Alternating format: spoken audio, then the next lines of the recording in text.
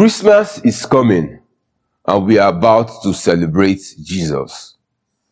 It is his birthday. So before the woke ones come for me and tell me how Jesus wasn't actually born on Christmas Day and how Christmas is actually a pagan holiday, let me be the first to say, I do not care either way. I would celebrate Jesus simply because I love him. I love him. And I'm not afraid to say it. I love Jesus. I love Jesus. I love Jesus. And I know many of you are thinking, how much does this guy have to say love this Jesus self? But unlike you, I love Jesus so much that I'm not afraid to speak the truth. I would hit a nerve and anger you, but I promise you, we would get down to the very roots. I would ask him straight up, my Lord, why did you have to leave me so soon?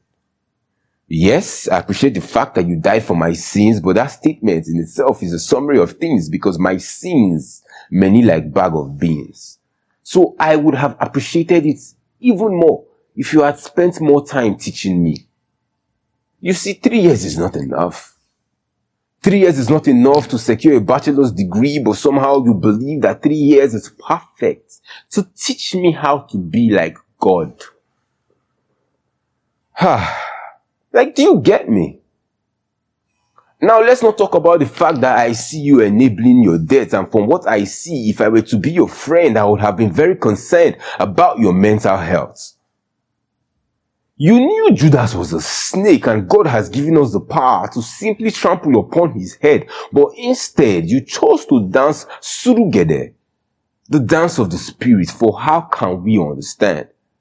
How do you explain why you went into the temple to start flogging people when you know that you could have simply just told them to leave? It's a good thing that you already had street cred, because I promise you it was at that moment you would have begun to bleed. I love Jesus enough to say, my Lord, you acted out of character. And if it was violence you wanted, you knew that you had your man Peter. How would you go ahead to start speaking provocating parables to people you had just finished flogging? Your actions are giving self-fulfilling prophecy. Because we cannot downplay the importance of communicating clearly and properly.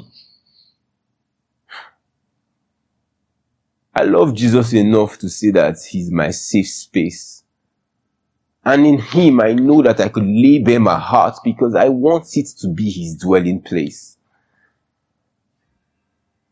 In him, I know that it is okay to be angry, because indeed I am angry. I am angry because the world is now divided. People go to war arguing whether you died or whether you resurrected. And it just goes to show how much people are willing to fight.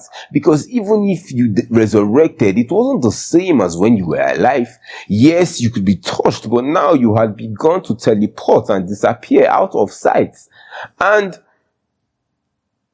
the holes in your hand hadn't even fully healed before you ascended, or should I say evaporated, because there are no mountains in our skies. It's simply water. So please, help me to answer. About this resurrection, why do I have to bother? Because one thing is a constant. You were truly taken from your mother. You died. You died. So please, my Lord, help me to answer. Why did you truly have to die?